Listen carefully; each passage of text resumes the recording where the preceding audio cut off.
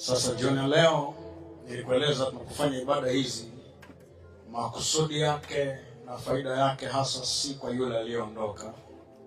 Makusudi yake na faida yake hasa ni kwa sisi tuliosalia. Haleluya. Sasa nikuomba nitegee sikio kwa makini kabisa, na wale wote ambao mna access online mnaweza mkanisaidia kufanya sound check up kwa ajili walioko online kama sauti yangu iko sawa sawa. Nilikueleza jana habari za kuweko kwa maisha mazuri na makubwa zaidi ya haya unayoyaona kwa macho haya ya damu na nyama. Na leo nitaomba nizungumze na wewe juu ya habari za haki ya Mungu. Kila mmoja sema haki ya Mungu. Rudia tena kusema haki ya Mungu. Na wengine mmeifanya kauli hiyo kuwa kiapo cha maisha yenu. Mkitaka muaminiwe na watu, nasikia mtu anasema haki ya Mungu kabisa. Sio anamaanisha nini? Lakini leo ngoja tuizungumzie hiyo haki ya Mungu. Haleluya. Haleluya. Wangapi huwa mnaapa kwa kusema haki ya Mungu? Nyosha mkono wako kama ulishawahi kuapa namna hiyo. Ya utakuwa una akili kuliko watu wote duniani. Nyosha mkono wako, nyosha mkono wako. Hongera sana. Hongera sana. Hongera sana. Sasa ngoja nikuelekeze hiyo haki ya Mungu maana yake nini. Haleluya. Wote tuseme haki ya Mungu. Sasa nataka uweze kuelewa jambo moja. Haki ya Mungu inapatikana katika ufalme wa Mungu peke yake. Haleluya. Haki ya Mungu inapatikana wapi? Katika ufalme wa Mungu peke yake. Sasa unaweza ukaanza kunishangaa. Jana nilikueleza habari za maisha yaliyo bora zaidi ya haya unayoyashuhudia katika mwili huu wa damu na nyama.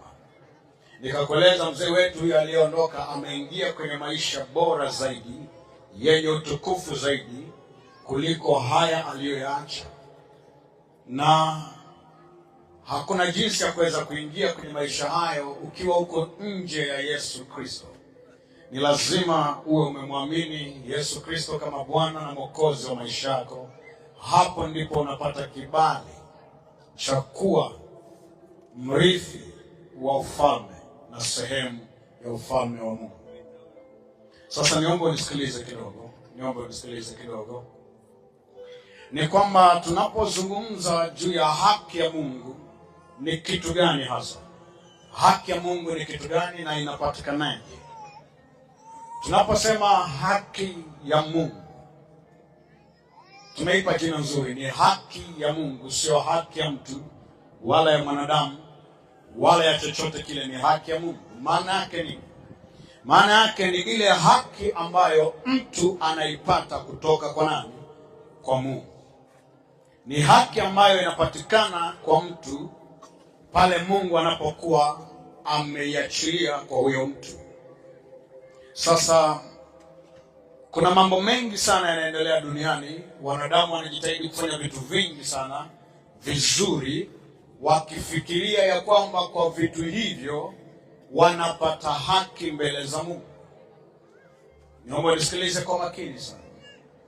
Iko haki ya Mungu na iko haki ipatikanayo kwa Mungu.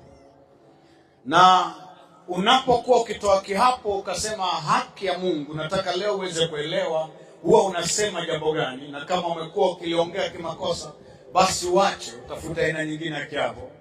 Na kama ulikuwa uko sahihi basi ushike sana. Haleluya. Haki ipatikanayo ama haki ya Mungu inapatikana kwa mtu kwa njia ya kuamini peke yake.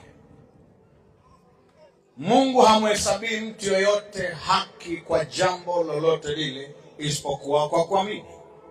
Unaamini nini? Unamwamini Yesu Kristo. Ngoja nikuoneshe vitu vichache. Wote mnalifahamu andiko la Yohana sura ya 3 ile mstari wa 16 ambayo inasema, kwa maana jinsi Mungu aliupenda ulimwengu hata akamtoa mwanae pekee, ili kila muaminie asipotee bali awe na nini? Bali awe na nini? Bali awe na uzima wa milele. Unapoendelea pale chini anasema Mungu hakumtuma mwana ulimwenguni ili aje ahukumu ulimwengu, bali ulimwengu uokolewe kwa njia ya yeye. Hello? Kwa hiyo mwana wa Mungu huyu Yesu Kristo alitumwa kwa ajili ya ulimwengu wote, na anasema ili tuokolewe. Tunaokolewa wakati gani? Pale tunapomwamini huyu Yesu Kristo ya kwamba yeye ndiye Bwana na Mwokozi wa maisha yetu. Okay, kwa nini tumwamini? Na anatuokoa kutoka wapi? Anatuokoa kutoka wapi? Na Mungu ameificha, ameihifadhi haki yake ndani ya Yesu. Kwa maana ya kwamba unapomwamini Yesu Kristo, hapo ndipo Mungu anapokuhesabia haki, na hapo ndipo Mungu anakuita wewe ni mwenye haki. Haleluya. Naomba unisikilize vizuri. Ile haki ni ya Mungu, sio haki ya mtu. Kwa hiyo hakuna jambo lolote mtu anaweza akafanya la kumfurahisha sana Mungu kiasi kwamba Mungu amhesabu mtu huyo ya kwamba wewe kuanzia leo, kwa sababu ya haya unayoyafanya, wewe ni mwenye haki. Hicho kitu hakipo. Soma Biblia mwanzo mpaka Ufunuo, hautakutana na hicho kitu, isipokuwa kuna jambo moja tu ambalo litakufanya uweze kuhesabiwa haki na Mungu na uipate haki ya Mungu, ni kumwamini Yesu Kristo kama Bwana na Mwokozi wa maisha yako. Amesema kwenye Yohana ya kwamba alimtoa aje ili kila atakayemwamini asipotee bali awe na uzima wa milele. Sasa ametokoa kutoka wapi? Okay, naomba somaji wangu mwe tayari, tutakuwa nikienda kwa haraka kidogo. Ukisoma kile kitabu cha Waefeso sura ya 2 kuanzia mstari wa 1. Fuatana na mimi kwa makini sana. Waefeso sura ya 2 kuanzia mstari wa 1, tafadhali kimbia pale kwa haraka. Waefeso sura ya 2 mstari wa 1. Nanyi mlikuwa wafu kwa sababu ya makosa na dhambi zenu. Okay, sikiliza, Paulo anasema nanyi mlikuwa wafu kwa sababu ya makosa na dhambi. Amen. Anasema tulikuwa wafu kwa sababu ya makosa na nini? Dhambi. Dhambi na makosa viliufanya ulimwengu kuwa mfu mbele za nani? Mbele za Mungu. Kwa hiyo yeyote yule ambaye hajamwamini huyu ambaye Mungu amemtuma na kumleta ulimwenguni ni mfu. Sema ni mfu. Ni mfu. Amekufa. Amekufa. Japokuwa anatembea. Japokuwa. Sasa utajiuliza vipi amekufaje? Yes, amekufa japokuwa mwili wake unafanya nini? Unaishi. Nilikueleza jana mambo ya Mungu, nikakwambia Mungu ni roho, na amesema wamwabuduo halisi watamwabudu katika roho na kweli. Na mambo yote yanayomhusu Mungu, ndugu yangu, hayaendi kwa jinsi ya mwili, yanakwenda kwa jinsi ya roho. Kwa hiyo anaposema zamani tulikuwa wafu kwa sababu ya makosa na dhambi, tulikuwa wafu mbele za Mungu, hatukuwa wafu mbele za ulimwengu. Kwa ulimwengu tulikuwa tunatembea, tulikuwa tunakula, tulikuwa tunavaa na tuliendelea na maisha ya kawaida, lakini machoni kwa Mungu tulikuwa wafu. Malizia hapo, tulikuwa wafu. Wafu, sema wafu. Wafu. Na amesema ni kwa sababu ya makosa na dhambi. Nini katokea? Ambazo mliziendea zamani. Ambazo mliziendea zamani. Anasema zamani tuliziendea dhambi na makosa. Unajua kuziendea kidogo, mwandishi wa Kiswahili huwa anapata shida kutafsiri. Anasema ambazo mliziendea zamani. Ukisema kuziendea, unaweza ukafikiria kwamba labda dhambi na makosa vilikuwa viko Katonga. Kwa hiyo tulikuwa tunafanya safari ya kutoka hapa tunakwenda wapi? Katonga. Si ndio kuziendea? Amen. Lakini hiyo sio maana yake. Kuziendea ana maana ya kwamba tuliishi na kuenenda kwa mfumo huo wa maisha. Amen. Yaani kila ukilala, ukiamka, ukitembea, ukila, ukinywa, uko katika mfumo wa dhambi na nini? Na makosa. Kwa hiyo alisema ambazo mliziendea zamani, ana maana ya kwamba hivyo ndivyo ulivyoishi kila itwapo leo. Yaani huo ndio ulikuwa mfumo wako wa maisha. Tunaona sasa? Amen. Okay, tuendelee. Ambazo mliziendea zamani. Ndio. Kwa kuifuata kawaida ya ulimwengu. Na anasema dhambi na makosa ni kawaida ya ulimwengu. Unanielewa vizuri eh? Amen. Dhambi na makosa ni kawaida nini? Anasema mliziendea zamani, yani mliishi kwa mfumo huo hapo zamani kwa kufuata kawaida ya ulimwengu. Kwa hiyo ulimwenguni dhambi na makosa ni kitu cha kawaida. Sema hiyo ndio kawaida ya ulimwengu. Hiyo ndio kawaida ya ulimwengu. Dhambi na makosa ni kawaida ya ulimwengu. Dhambi na makosa. Na ndio maana walimwengu wanapokosea wengine huaga hatushangai, kwa sababu ni kawaida ya nini? Ya ulimwengu. Haleluya. Amen. Anasema kwa kufuata kawaida ya ulimwengu. Na hiyo kawaida ya ulimwengu ilikuwaje mpaka ikawa kawaida ya ulimwengu? Endelea kusoma. na kumfuata mfalme wa uweza wa anga. Na kumfuata mfalme wa uweza wa anga. Anasema tulizifuata dhambi na makosa, lakini si hivyo tu, bali tulimfuata huyu aitwaye mfalme wa uweza wa anga. Unasikia hiyo kitu? Amen. Kuna kitu inaitwa mfalme wa uweza wa anga. Huyu mfalme wa uweza wa anga ni nani? Roho yule atendaye kazi sasa katika wana wa kuasi. Anasema huyu mfalme wa uweza wa anga ni roho atendaye kazi sasa katika wana wa kuasi. Kumbe hata yeye huyu mfalme ni roho. Amen. Na yeye huyo mfalme roho atendaye kazi sasa.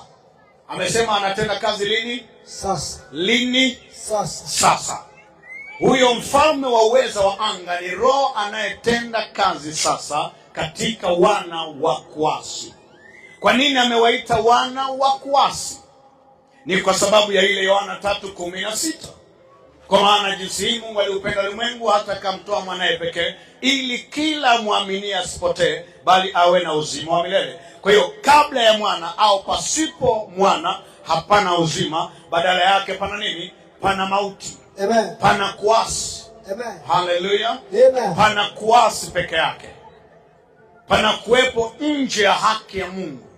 Pana kuwepo nje ya makusudi ya Mungu. Kwa hiyo huyu roho ambaye anatenda kazi sasa katika wana wa kuasi, maana yake wale wote ambao hawajamwamini yule mwana pekee wa Mungu, hao ndio wana wa kuasi. Na amesema hao ni watoto wa mfalme wa uweza wa anga.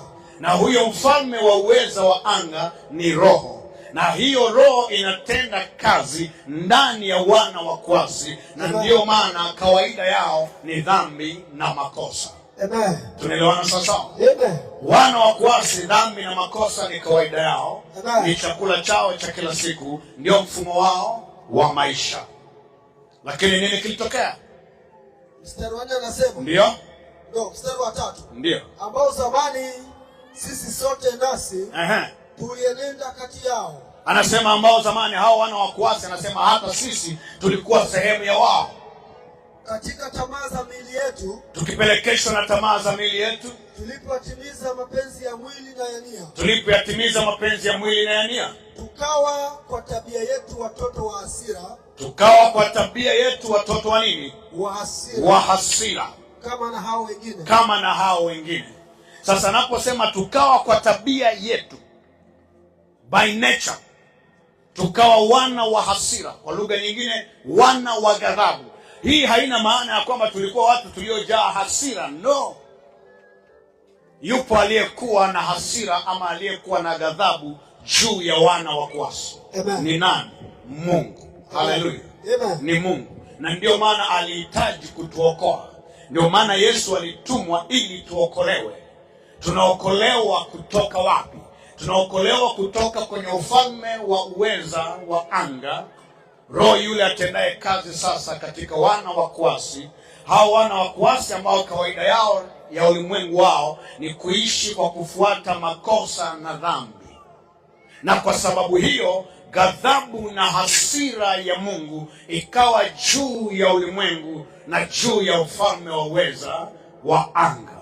Na ndio maana shetani hasubiri kuhukumiwa, yeye amekwisha kufanya nini? Kuhukumiwa. Amekwisha kuhukumiwa, maana hasira au ghadhabu ya Mungu iko juu yake. Kwa hiyo anaposema tukawa kwa asili wana wa kuasi, anamaanisha nini? Wana wa hasira. Tukawa kwa asili wana wa hasira. Maana yake nini? Maana yake tukawa ni watu ambao hasira ya Mungu au ghadhabu ya Mungu inawaka juu yao kama inavyowaka juu ya Ibilisi hata sasa. Amen. Hallelujah. Amen. Kwa anaposema tukawa kwa asili wana wa hasira, maana yake wana ambao wako chini ya hasira ya Mungu na hakuna jinsi wataweza kuikwepa. Hallelujah. Amen. Okay, tuendelee pale chini. Mstari wa 4. Ndio. Lakini Mungu kwa kuwa ni mwingi wa rehema. Lakini Mungu kwa kuwa ni mwingi wa rehema, asili yake hiyo. Mungu ni mwingi wa rehema. Sema mwingi wa rehema. Mwingi wa rehema. Rudia tena, mwingi wa rehema. Mwingi wa rehema. Yes. kwa mapenzi yake makuu aliyotupenda. Kwa mapenzi yake makuu aliyotupenda. Nadhani jambo hili umelikuta pia kule kwenye Yohana 3:16. Kwa maana jinsi Mungu aliupenda ulimwengu. Kwa hiyo kwa mapenzi yake makuu alitupenda. Hata wakati ule tulipokuwa wafu. Hata wakati ule tulipokuwa wafu. Kwa sababu ya makosa yetu. Kwa sababu ya makosa yetu. Alituhuisha pamoja na Kristo. Alituhuisha pamoja na Kristo. Yaani tumeokolewa kwa neema. Tumeokolewa kwa neema. Akatufufua pamoja naye. Okay, anasema hata wakati ule tulipokuwa wafu. Kwa sababu ya nini?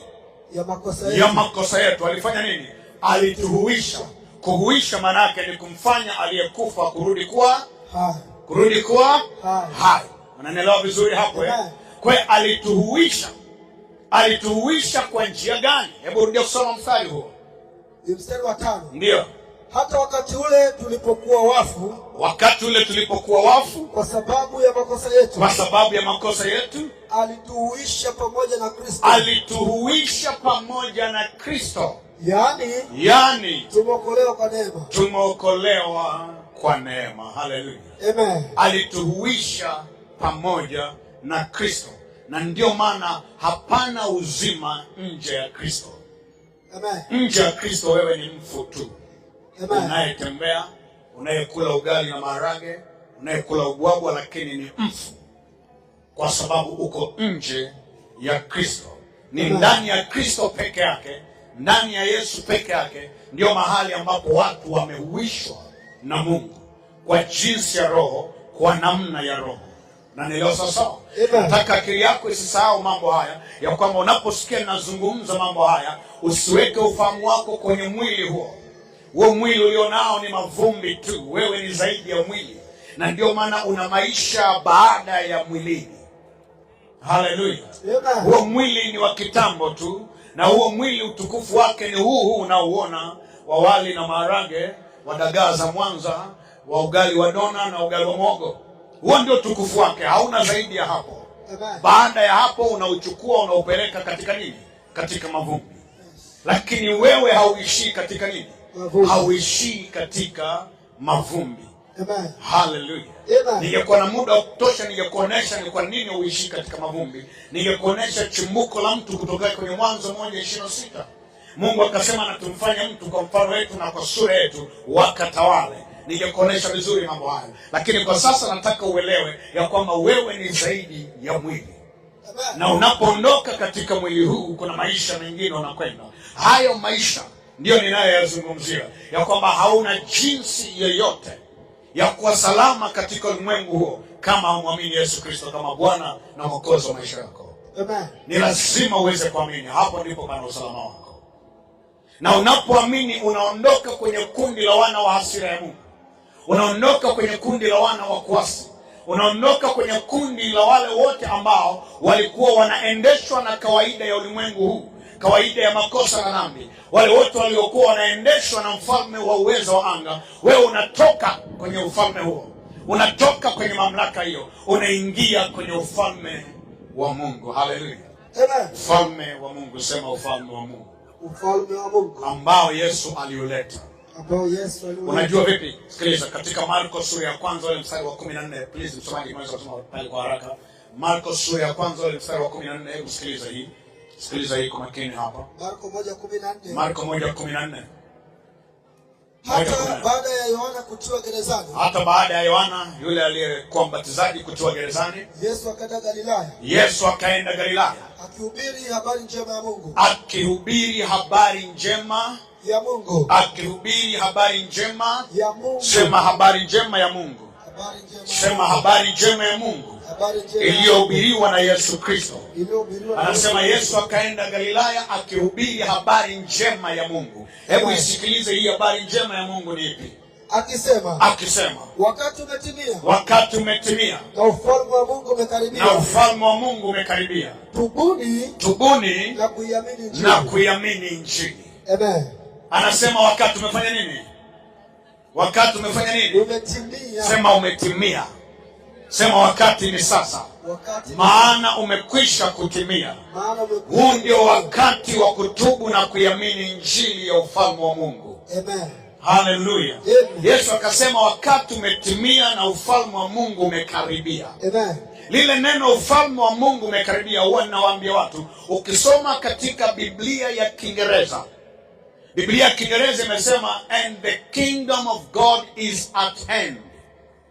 The kingdom of God is at hand. Sema hand. Sema the kingdom of God is at hand.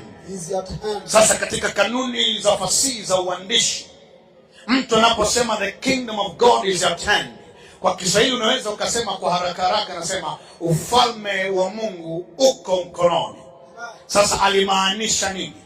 Kumbuka Yesu ndiye aliyekuja na ndiye aliyetumwa, na yeye ndiye aliyekuja kutangaza habari za ufalme. Kabla ya hapo hapakuwepo na ufalme wa Mungu. Palikuwepo na mmoja ambaye tumesoma habari zake katika Efeso, anaitwa mfalme wa uweza wa anga, roho aliyetenda kazi ndani ya wana wa nini? Wa kuasi. Huyo ndiye aliyekuwa na ufalme, na ndio maana mpaka leo katika Yohana Ibilisi anaitwa mfalme wa ulimwengu huu. Mungu wa ulimwengu huu. Hiyo ni asili yake tokea mwanzo, na ndio maana Mungu hataki kushindana naye kwa habari ya ulimwengu. Haleluya. Haleluya. Ndio maana hapa katika ulimwengu huu ambao uko chini ya mfalme wa uweza wa anga, kuna siri nyingine moja ambayo Yesu alisema wakati alipokuwa akiwafundisha wanafunzi wake kusali. Ukisoma katika ile Mathayo sura ya 6 utakutana na ile kitu watu wanaita sala ya Bwana. Katika sala ya Bwana, moja wapo ya maneno yaliyoko pale inasema hivi, ufalme wako ufanye nini?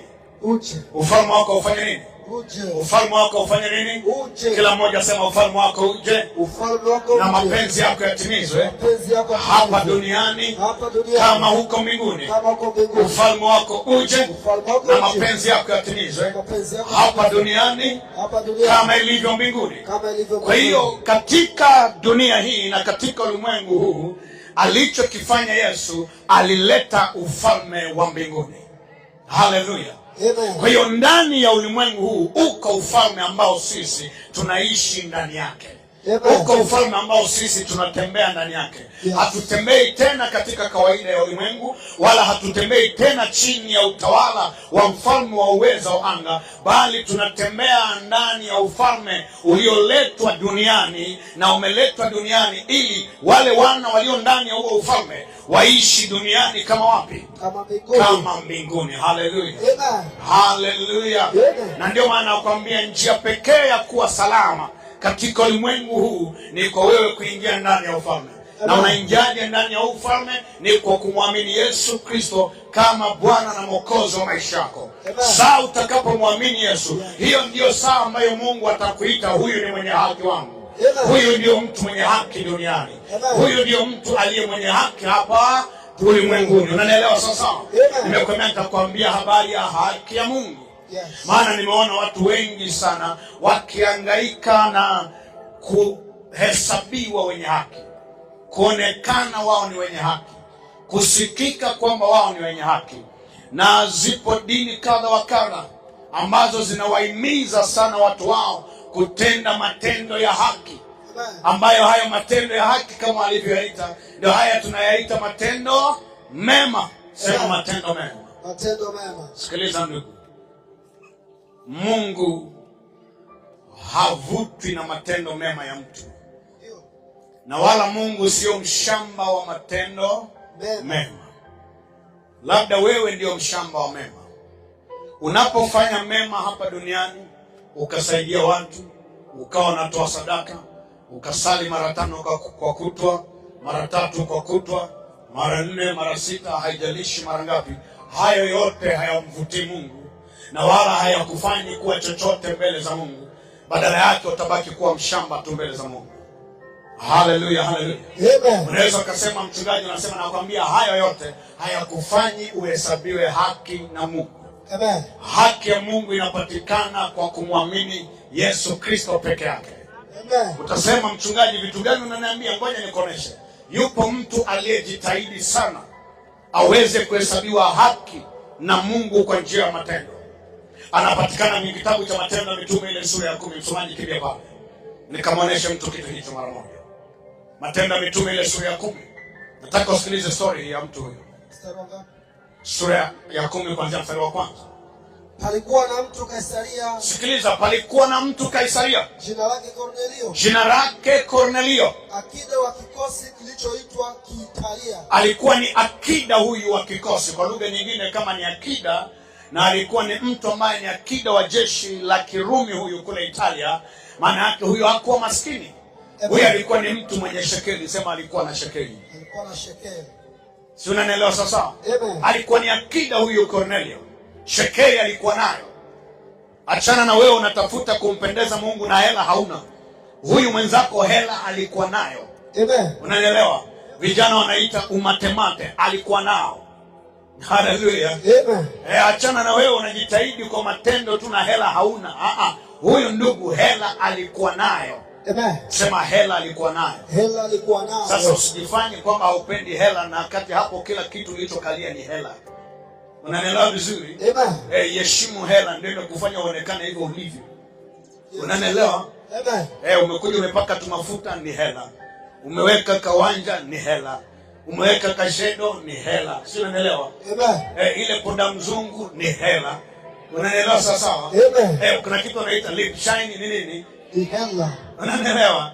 Sasa wewe jifanye upendi hela, shauri yako utapauka. Bwana Yesu akusaidie sana. Amen. Nakwambia huyu mwenzako alikuwa na juhudi ya kutenda mambo huku akiwa na shekeli. Amen. Hebu endelea kutupa habari yake huyu. Mtu mtaua. Anasema huyu Kornelio alikuwa ni mtu mtaua, sema mtaua. Mtaua. Naomba mnisikilize vizuri. Yaani hizi ni sifa alikuwa nazo. Alikuwa ni mtu mtaua. Kumbe utaua sio sifa ambayo Mungu anampa mtu. Amen. Unanielewa? Amen. Yaani kuwa mtu mtaua sio sifa ambayo Mungu amekupa. Amen. Yaani kumbe inawezekana mtu yoyote akawa nani? Mtaua. Akawa mtaua. Amen. Na wala haimshangazi nani? Mungu. Haimshangazi Mungu. Huyu Kornelio aliitwa mtu mtaua. Mchaji wa Mungu. Tena mchaji wa Mungu. Yeye na nyumba yake yote. Yeye na nyumba yake yote. Acha wewe na watoto 5 wamekushinda kuongoza, mwenzako na nyumba yote. Amen. Si unanielewa? Amen. Unajua kwa nini aliweza nyumba yote? Shekeli, sema shekeli. Shekeli. Wewe mitoto yako inakuwa haieleweki kwa sababu umatemate afanye nini? Hamna. Amen. Si kama unanielewa? Amen. Wewe kamata shekeli alafu idhibiti pale ndani. Alafu waambia naye kwenda vile akili yangu inaona ndiye atakaye faidi, uone kama haitonyooka hivi. Yote lazima ikae kwenye mstari. Amen. Sio kama unanielewa? Amen. Lakini ukiwa na hela alafu ukaziachia tu zisambae ndani kama mavi ya popo, mitoto yote itaharibika. Amen. Sio unanielewa sasa? Kwa hiyo kamata fedha idhibiti afu iambie mitoto atakayetembea sawa sawa na akili yangu, na uhakikisha akili yako ni timamu pia kwa sababu inaweza ikaharibika kwa akili yako. Maana Yesu atusaidie sana. Amen. Sababu kuna mijitu mingine ni hatari, ni shida tu, ngoja tusongea hayo mambo. Haleluya. Amen. Kornelio alimcha Mungu yeye pamoja na nyumba yake yote. Sasa Amen. Na nyumba yake yote. Kwa alikuwa ni mtaua na alikuwa ni mchaji wa Mungu. Ningelitarajia mtu huyu Mungu angemheshimu sana. Ningelitarajia mtu huyu angelipata kibali sana mbele za Mungu. Ningelitarajia mtu huyu angelipata sifa nyingi sana mbele za Mungu. Lakini kwa Mungu bado Kornelio alikuwa ni sifuri.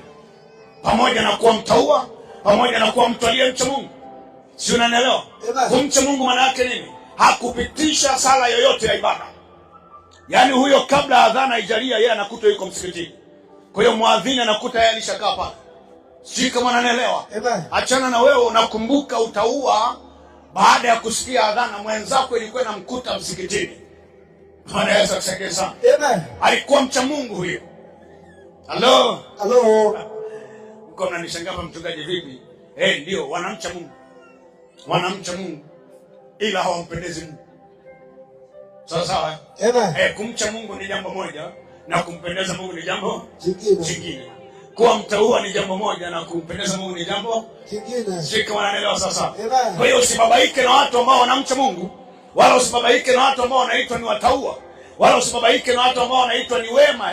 Yaani ukamshangaa mtu mwema, wewe ni mshamba kuliko wote. Bwana Yesu asaidie sana. Hebu endelea kusoma habari za mtu huyo. Naye alikuwa akiwapa watu sadaka nyingi. Sikia huko. Alikuwa akifanya nini? Akiwapa watu. Akifanya nini? Akiwapa watu. Ndio maana nilitaka leo tujaze hizi ndoo hapa, lakini wamejitahidi. sio mbaya sana. Anasema naye alikuwa akiwapa watu sadaka nyingi. Yaani kama Kornelio angekuwa hapa, naona angechukua ndoo mbili yeye peke yake. Sijui kama unanielewa. Sadaka kwake haikuwa nini? Haikuwa issue. Achana na wewe kutoa sadaka mpaka tukulazimishe, tusukumane, tupeane sera za kutosha ndio uwaze kutoa buku moja. Unanielewa vizuri? Amen. Huyu bwana alikuwa akiwapa watu sadaka nyingi. Sio Mungu, watu sadaka nyingi. Na kumwomba Mungu daima. Na kumwomba Mungu daima. Anamwomba Mungu daima. Lakini anamwomba Mungu asiyemjua. Kama wanavyofanya walio wengi, wanamwomba Mungu daima lakini hawamjui, na hata njia zake hawazijui, hata haki yake hawajui inapatikanaje. Kornelio alifanya hivyo. Amen. Nini katokea? Akaona katika maono waziwazi. Akaona katika maono waziwazi. Kama saa 9 ya mchana. Kama saa 9 ya mchana. Na hapa niongee na nyinyi wa Kristo. Unajua Wakristo pia waga ni washamba wa vitu fulani hivi.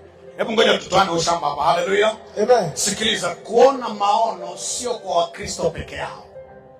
Na ukisikia mtu ni mtaua, mtu ni mcha Mungu, haina maana ya kwamba ni Mkristo. Unanielewa vizuri? Amen. Achana na huo ushamba. Kuona maono, mtu yeyote anaweza kufanya nini? Akaona maono. Kornelio aliona maono.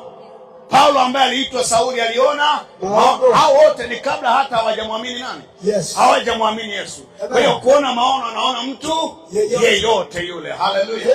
Yeyote yule anaweza kuona maono. Amen. Tena achana na wewe ambaye maono yako yanasubiria mpaka ukalale usiku.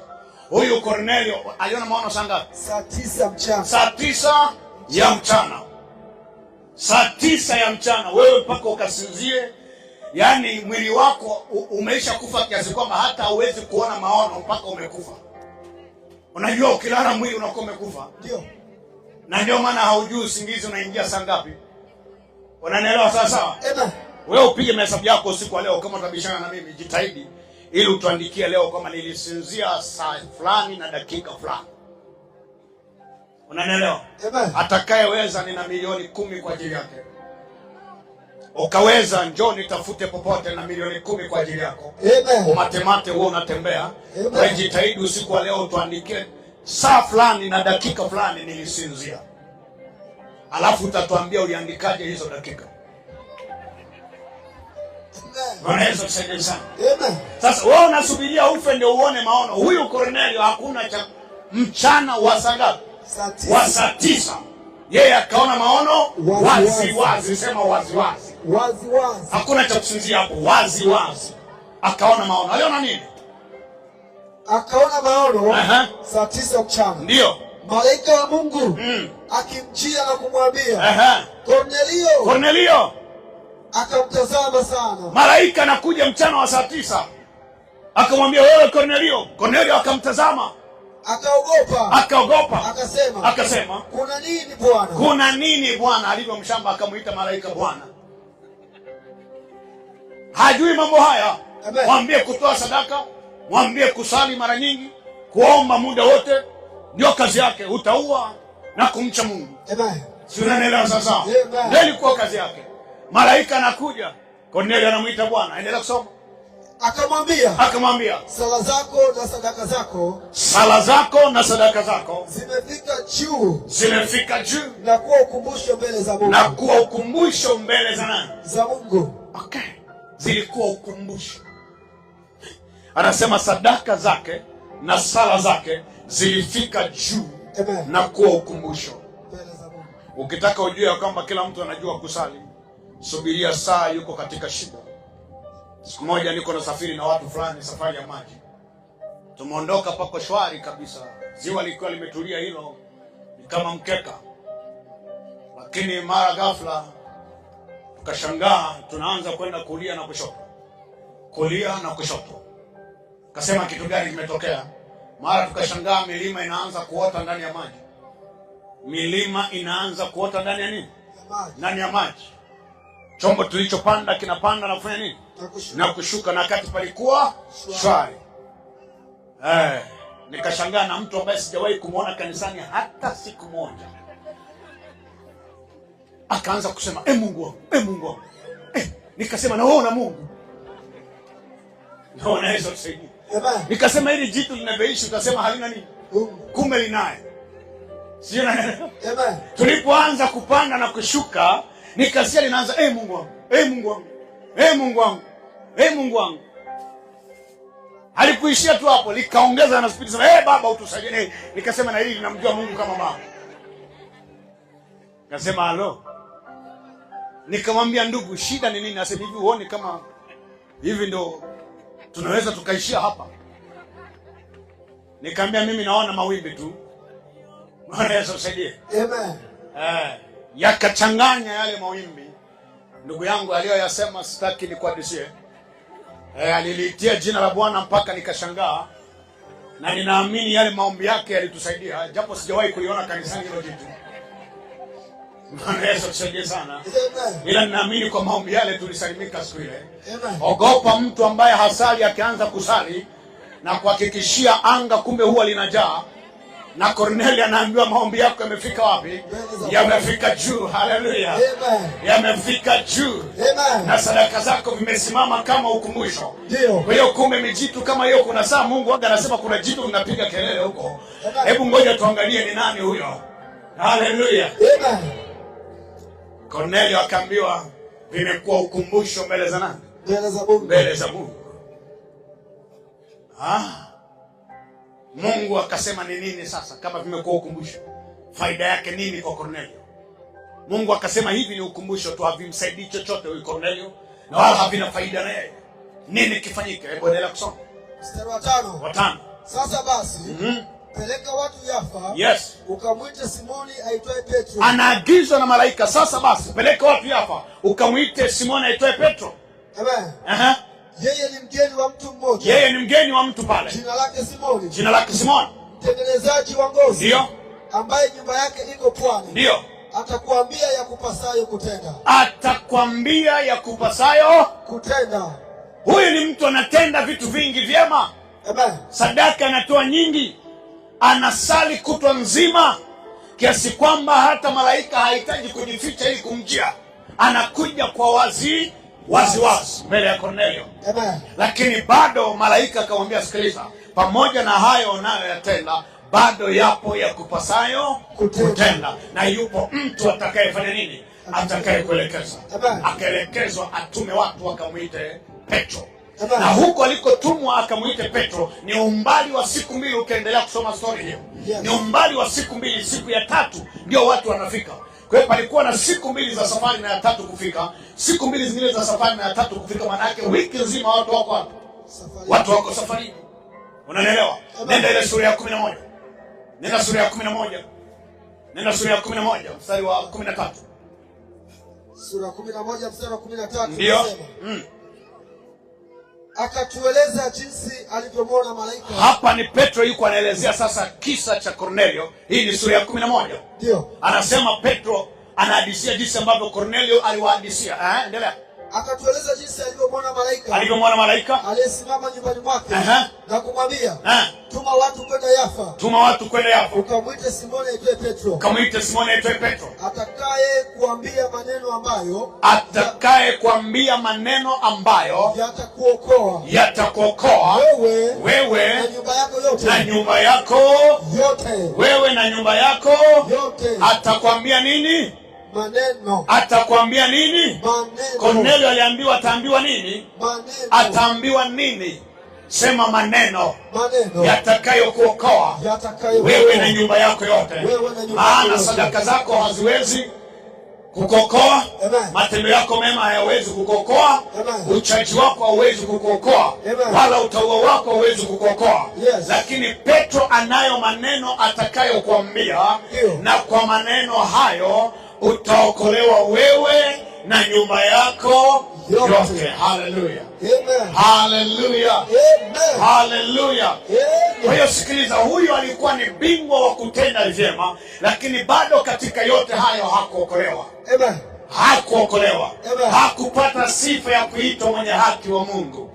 Hakupata sifa za Mungu kusema huyu ni mtu mwenye haki. Ila yote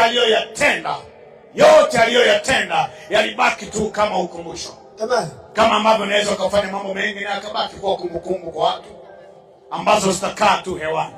Sikiliza, jiona leo ninakuambia maneno haya. Mwamini Yesu Kristo. Amen. Awe Bwana na Mwokozi wa maisha yako. Amen. Kwa njia hiyo utafanyika kuwa mwenye haki wa Mungu. Amen. Maana iko haki ipatikanayo kwa Mungu, na hiyo ni haki ambayo Mungu anamhesabia mtu, na wala sio mtu anaitafuta kwa Mungu. Halo? Hello. Usitafute haki kwa Mungu, bali muamini Yesu Kristo ili Mungu akuhesabie nini? Haki. Akuhesabie haki.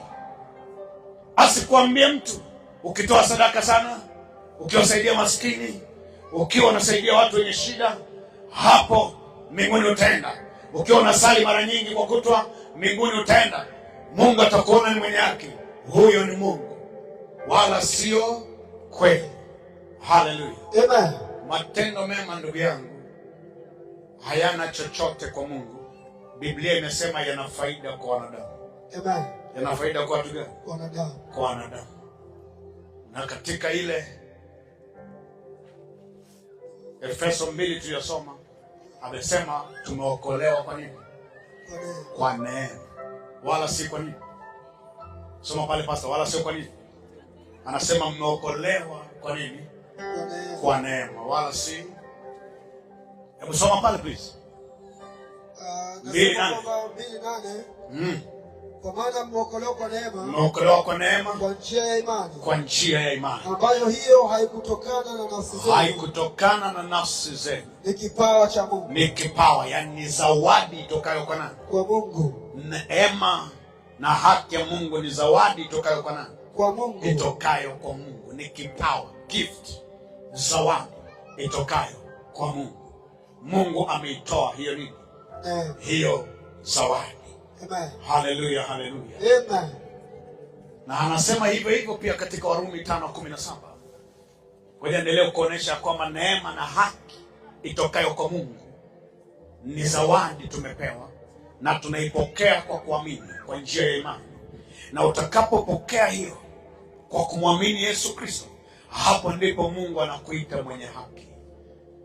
Haki aliyonayo mtu haitokani na vile atendavyo. Nilishawahi kushuhudia mimi, watu ni majambazi, watu ni wachawi, wanaua watu, lakini hao wanaoua watu wanachukua vitu, wanawapa watu, wanawasaidia watu. Nilishawahi kuona jambazi anatoka kufanya ujambazi wa kuua mkoa mmoja, na anapokuja mkoa mwingine kuna maisha huko, ana familia, ana watoto, na atasaidia watu yatima, wajane, atasaidia kwa fedha hizo alizopata wapi? Alizopata huko. Katoka kuwa na kumwaga damu za watu, na anapokuja mkoa mwingine, yale aliyoyavuna huko anakuja anafanya nini? Anasaidia watu. Unadhani hawa watu walioko huko wanamuhitaji mtu huyo? Mwema. Wanamuita mwema, si ndio? Wanamuita mwema. Ndio. Wanamuita mwenye haki hata pasipo kujua. Ndio. Ni mwenye haki kwa macho ya wanadamu, lakini sivyo Mungu anavyomtazama. Amen. Na usibezwe wala usivimbe kichwa kwa jinsi ambavyo wanadamu wanakutazama.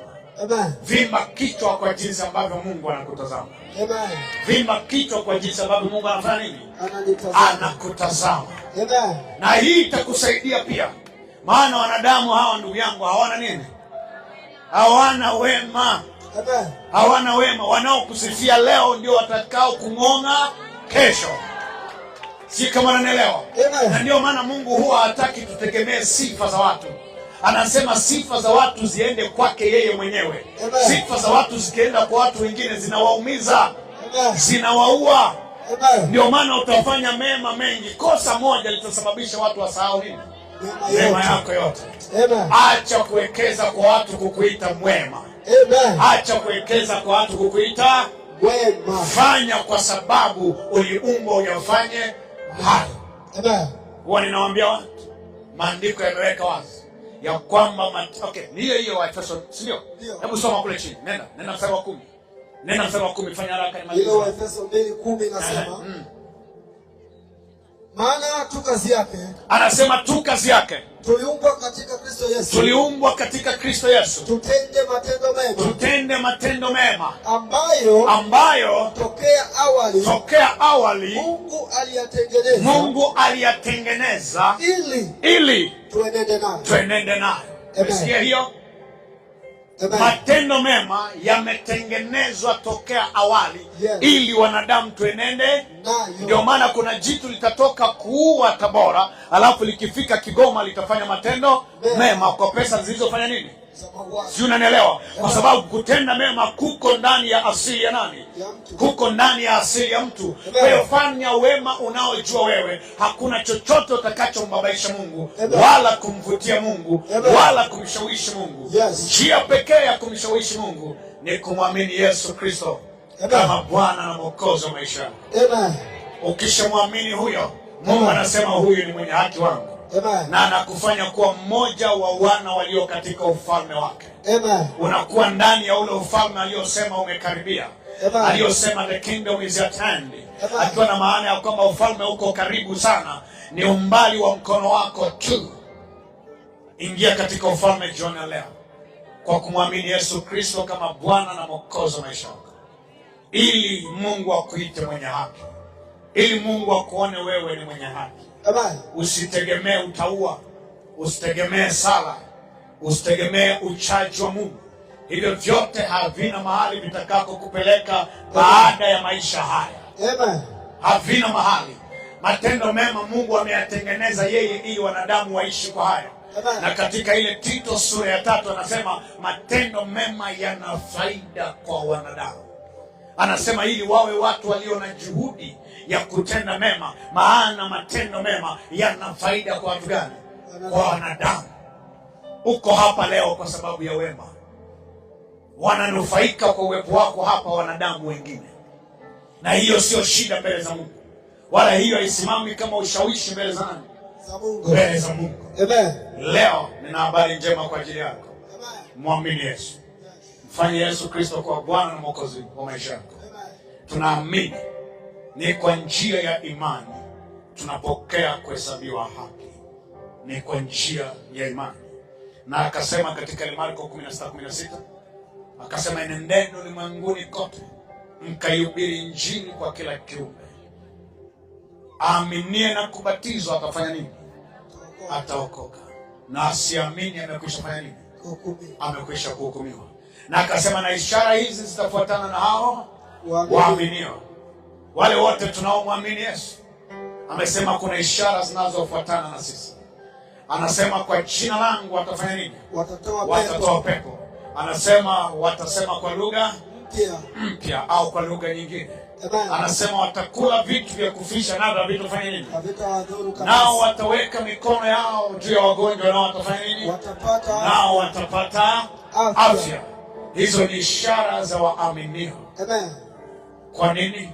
Kwa sababu tuko ndani ya ufalme ulio bora kuliko ufalme ule uliotangulia, ufalme wa Ibilisi. Jioni leo nikupe mwaliko, muamini Yesu. Mpokee Yesu kwa njia ya imani. Ndani ya nafsi yako, ndani ya roho yako, jisemee hapo ya kwamba sasa nimejua ya kwamba njia pekee ya kupata haki mbele za Mungu ni kumwamini Yesu kama Bwana na Mwokozi wa maisha. Na uwe tayari.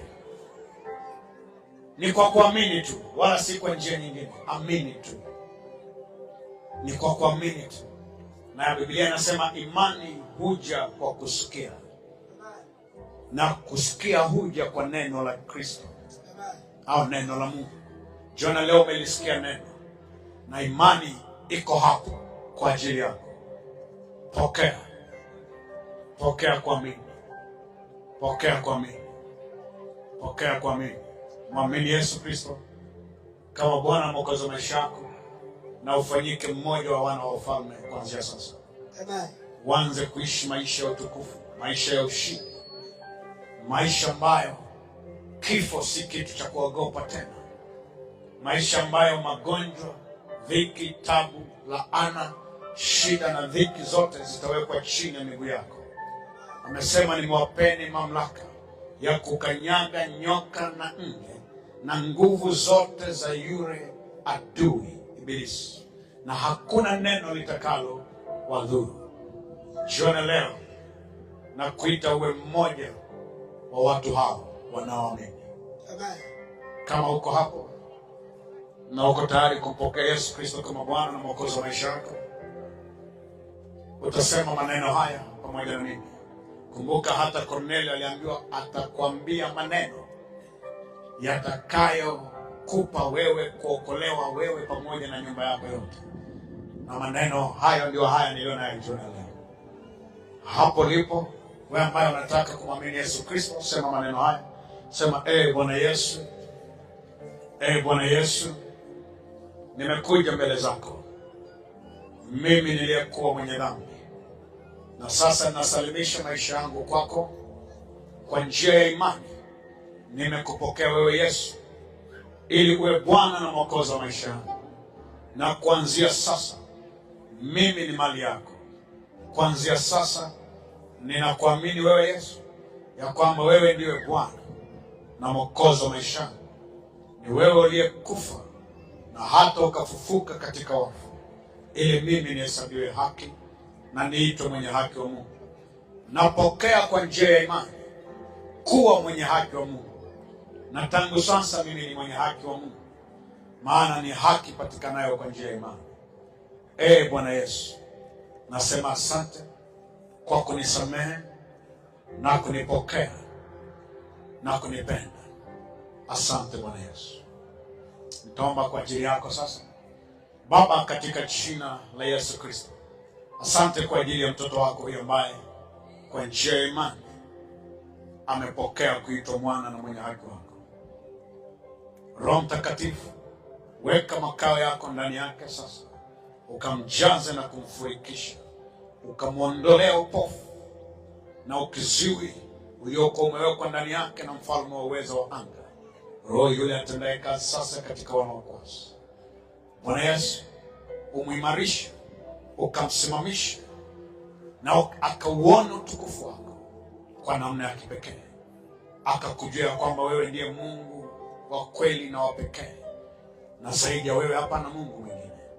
Asante kwa ajili ya maisha yake, asante kwa ajili ya nyumba yake, asante Mungu kwa jinsi ambavyo umembariki hata sasa, maana unakwenda kuondoa kila dhiki, kila mateso, kila manyanyaso, kila maumivu, kila hila juu ya maisha yake. Kwa jina la Yesu Kristo, yote yaliyomwonea, yote yaliyokandamiza, yote yaliyomnyanyasa, ninayatiisha sasa katika jina la Yesu. Hayana nafasi tena juu ya maisha yake, hayana kibali tena juu ya nafsi yake, hayana nafasi tena juu ya roho yake wala mwili wake, kwa jina la Yesu.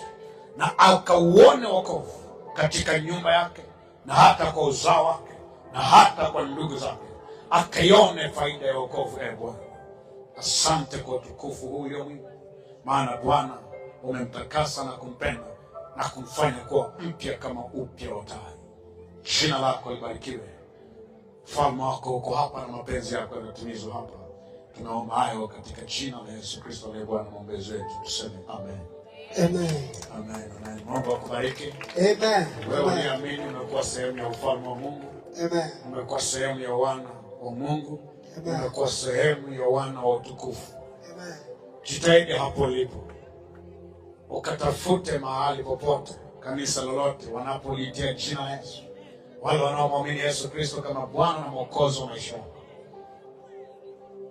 uwe sehemu ya hao, ili ukafundishwe kuzijua siri za ufalme, kuishi maisha ya ushindi, maisha ya furaha, maisha ya amani. Okay, na niombe hapo ulipo, kwa kila mmoja yeyote uliyoko hapa, lazima nikuonyesha kwamba ufalme wa Mungu uko mahali hapa na umefika mahali hapa. Hapo ulipoketi, kama una shida ya aina yoyote, iwe ni hitaji ulilo nalo kwa muda mrefu, iwe ni ugonjwa uliokuwa nao, liwe ni tatizo, chochote unachotaka kuona Mungu akitenda juu yako jioni leo, hapo ulipo, kama ni ugonjwa, ni kitu unasikia kwa mwili wako, nitakuomba uchukue mkono wako wa kuume uweke sehemu hiyo. Wale ambao matatizo, magonjwa na shida viko maeneo ambayo hayafikiki kwa mkono wako, weka nia ya dhati ya ndani ya nafsi yako, useme Bwana Yesu, jioni leo nilicholeta mbele zako ili uniponye. Ukitaji katika nafsi yako, na kuhakikishia unaondoka hapo ukiwa mzima. Amen. Unaondoka hapo ukiwa mzima. Amen. Okay, hapo ulipo ukiwa na shida lolote, labda ni hitaji umekuwa nalo, ni hitaji labda la kuzaa, ni hitaji la kazi, ni hitaji la fedha, la nyumba, chochote, weka katika dhamiri yako jioni leo, na kuhakikishia iko mamlaka hiyo hapa, na Bwana ametupa hiyo mamlaka, na mimi ni miongoni mwa waliopewa mamlaka hiyo. Haleluya. Amen. Na kuhakikishia na kwenda kuachilia ukurasa mpya wa maisha yako juu ya hitaji lako. Amen. Juu ya tatizo lilo nalo jioni leo. Amen. Maana yote unayopitia ni usumbufu na shida kutoka kwa Ibilisi. Amen. Yote haya ni matatizo kutoka kwa yule Mungu. Amen. Yote haya ni dhiki zinazotoka kwa adui.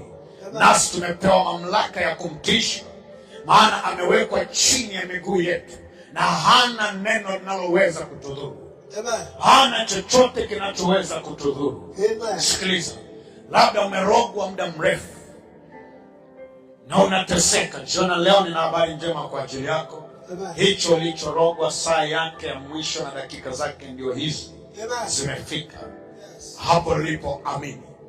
Amini na ndani yako useme ninapokea. Napokea uponyaji huu, napokea muujiza huu, napokea maajabu haya ya Bwana jioni leo. Napokea. Yes, yes, yes. Very good. Naona idadi ya wanaoamini inaongezeka. Idadi ya wanaoamini inaongezeka. Inaongezeka. Inaongezeka. Inaongezeka. Inaongezeka. Jioni leo itakuwa ushuhuda kwako. Itakuwa ushuhuda kwako. Okay. Weka mkono huu mahali pale. Weka mkono wako mahali pale ambapo pana tatizo, pana shida, na kama liko hitaji ndani yako liweke katika dhamiri ya nafsi yako saa hii. Maana utukufu wa Mungu uko hapa kwa ajili ya kazi hiyo sasa. Yes. Ya. Rasa prakada. Malaika wamekuja kwa wingi sana kwa ajili yako. Na kuhakikishia hapo ulipo tayari wako malaika wamesimama karibu na wewe na wanakuhudumia hata sasa. Wanakuhudumia hata sasa. Na kuna watu mko hapa, kuna vitu mlikuwa navyo mtakuta havipo tena. Kuna hali mlikuwa mnazisikia kwenye miili yenu, mtazisikia hazipo tena kuanzia sasa. Hata kabla sijaachilia uweza huu, tayari kwa walioamini kuna mtu unasikia kuna kitu kimeondoka kwenye ubavu wako wa kushoto. Kuna kitu kimeondoka, umesikia kama vile kuna kitu kimeachilia. Kwanza ulishtuka hata kushtuka sababu kuna kitu kimeachilia kwenye ubavu wako wa kushoto. Imani yako ni kubwa. Yes, nimesema wanaoamini saa hii wanaanza kupokea. Wanaanza kupokea na idadi yao inakuwa nyingi sana. Idadi yao inakuwa nyingi sana. Naisikia sauti ya mtu hapa ikilia juu ya mama yake. Sikiliza, nakupa habari njema jioni leo. Naisikia sauti zimeongezeka. Niliposema kuna sauti ya mtu inalia kwa ajili ya mama yake, yani uko naomba, umesema Mwenyezi Mungu, mama yangu ni mbele zako. Sasa sana nilipotamka hivyo, nimesikia sauti ya pili na ya tatu na ya nne na ya tano.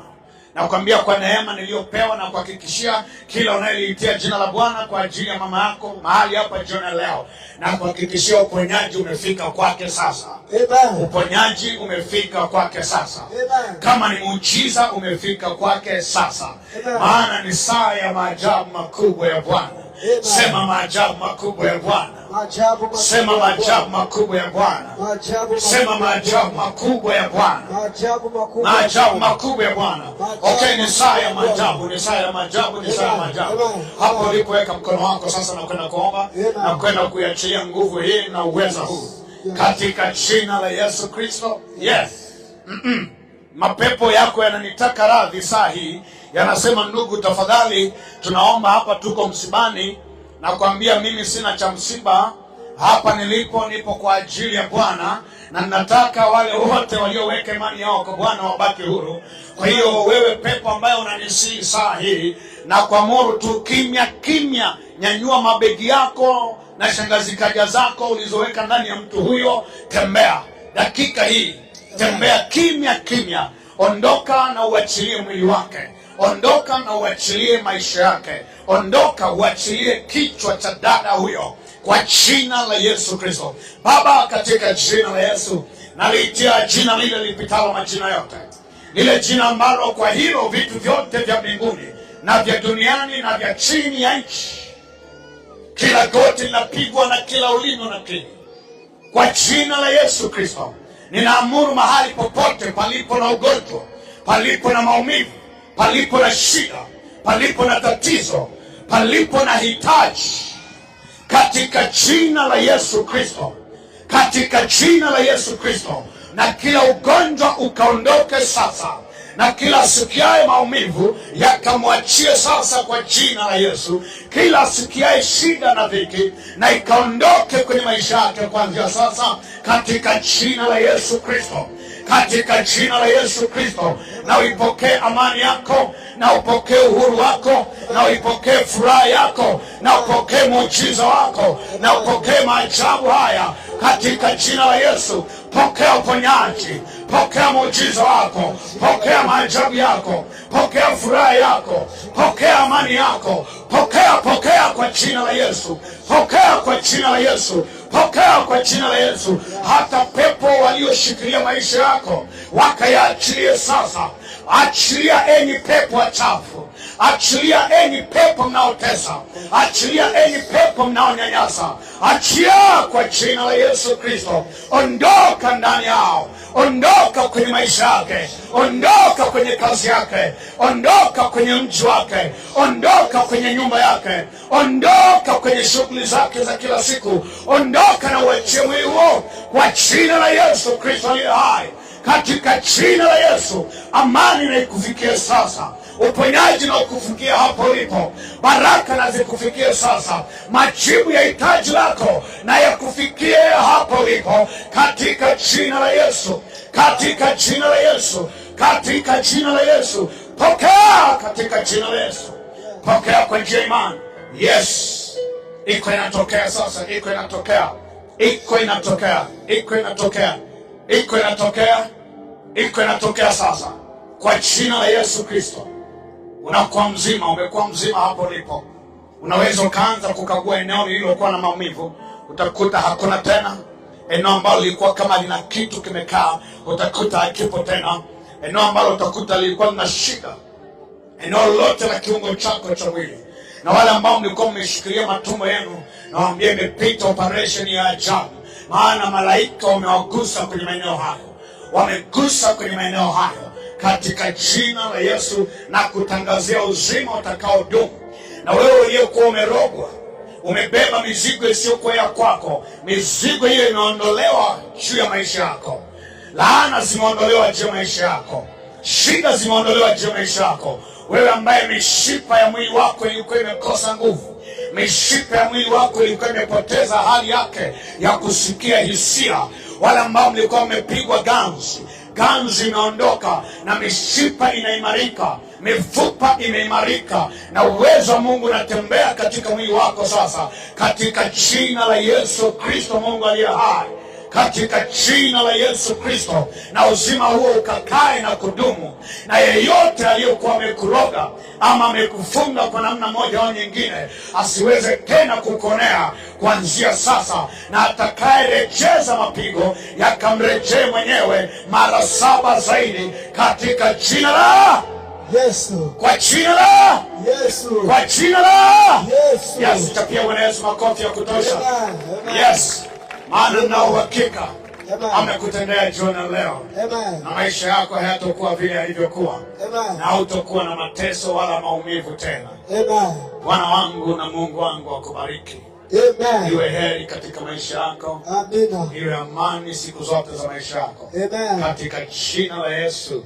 Amen. Ukabarikiwe mchana na usiku. Amen. Na ukauona utukufu wa Mungu juu ya maisha yako. Amen. Amen. Amen. Amen, amen, amen. Amen. Amen. Amen. Asante. Asante kwa wakati wako ulionipatia.